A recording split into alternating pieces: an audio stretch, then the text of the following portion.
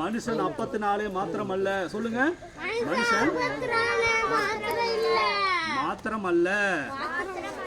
மாத்திரம் இல்லையா? மாத்திரம் அல்ல. சொல்லுங்க, தேவனுடைய வாயிலிருந்து புறப்படுகிற ஒவ்வொரு வார்த்தையினாலும் மனுஷன் பிழைப்பான் என்று எழுதி இருக்கிறதே அப்படின்னு சொன்ன உடனே வேணாயிட்டான், மறுபடியும் ஓடி போயிட்டான். எங்க ஏசப்பா விட்டு வேலைக்கு போயிட்டான். சரிங்களா? இருங்கள, அது அதே இடத்துல 3 விதமான சோதனை நடக்குது. சரியா? பிசாசு ஏசப்பாவை சோதிக்கிறான்ப்பா. இப்படி அண்ணன் உங்களுக்கு அப்பெல்லாம் சொல்லித்தரேன். அப்போ ஏசப்பாவை இப்போ ஃபர்ஸ்ட் சோதனை என்ன பண்றாங்க? இயேசுவே, இந்த கல்லை என்ன பண்ணுங்க, அப்பமா ஆக்குங்க.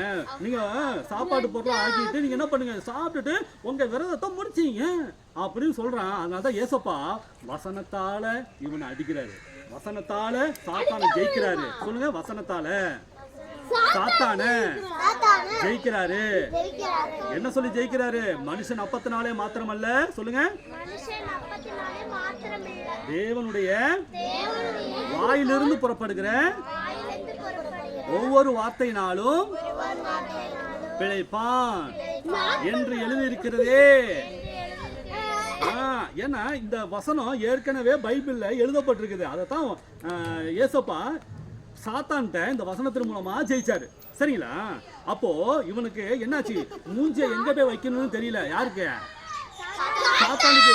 அவன் நினைச்சுக்கிட்டான் ஏசப்பாவுக்கு ஒண்ணுமே தெரியாது அப்படின்னு தெரிஞ்சுக்கிட்டு இவன் யார சோதிக்க வர்றான்?